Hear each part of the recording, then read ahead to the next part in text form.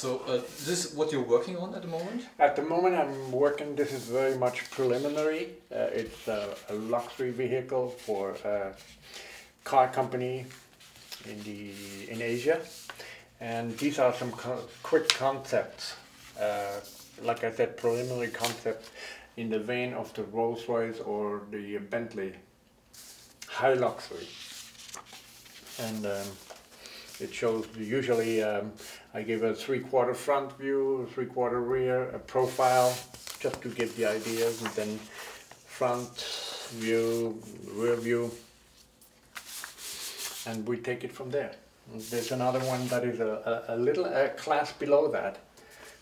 It is high luxury too, but to a lesser degree. And that is a little bit more sporty, as you can see. And so the ideas are first in your head, or are you thinking by drawing? How's this going? Is this really everything in your head first, or is it by drawing? Yeah, it works. You know, there's something farting around in your head, you know, and then you put it on paper, basically. And sometimes you hit it, sometimes you don't hit it. Just it. These are ideas that they can work with. They usually then, I'm on the contract, and they come back and say, okay, we like to go in this direction rather than that direction, for instance. And then you go much more into details. But that's usually the initial, the first proposals that you do, depending on what the contract asks. Yeah, Mark, all car enthusiasts know your work, but I guess not so many people know you as a person. So let's talk a little bit about your career and your biography. You grew up in Basel, is that right?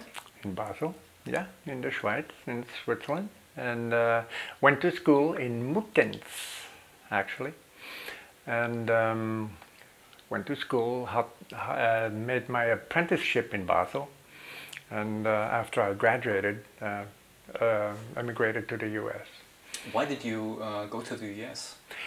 My big dream was automobile design, and in those days you couldn't do that. You either had to go to Germany or you had to go to Italy or France.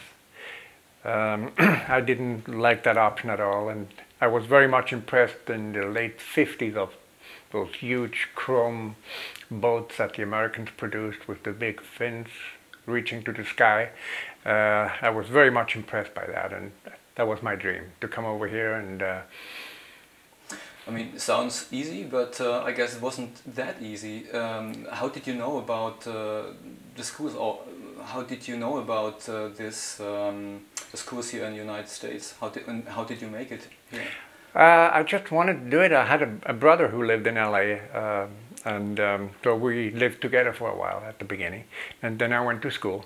I had a job as a designer in a lighting firm.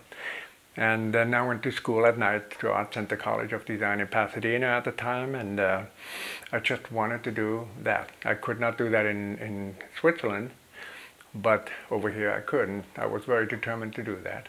Plus I also had to prove myself to my father, who didn't have a high opinion of what I was trying to do here. My family goes back to the 16th century, and they were all builders and Dachdeckers, and here I come along and I say, hey Dad, I want to go to art school. And he said, you don't want to get dirty hands, basically, you know. So. And was it easy to get accepted at the school here in Pasadena? I'm sorry? Was it easy to get accepted? I guess you had to you apply for the school, or how was it? I took some evening courses, and that was quite easy to get in there. You had to have a portfolio at the time, which I did have, and they felt, hey, you know, there is some potential with the guy. So that's what I did, and I enjoyed it very much. At the same time, I had my day job, and yeah, I just loved to do that, which was designing lamps and lighting. And I spent a lot of time in Las Vegas to design those lamps for lighting systems for the stages, you know, in the casinos and so on. It was I enjoyed that work as well, but my dream was automobiles, and that's it. So after school, how did you get into this business of illustrating cars for car magazines? I always had an eye for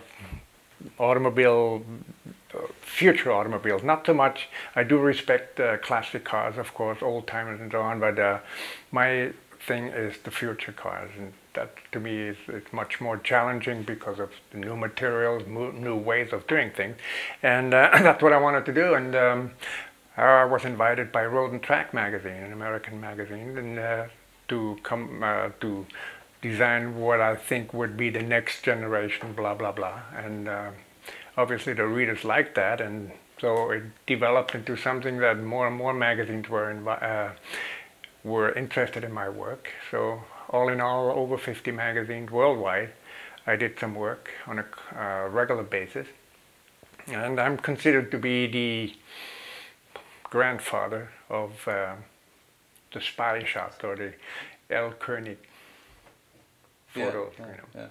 Yeah, I remember when I was a kid, and I think everyone who read those magazines like Automotive Sport in Germany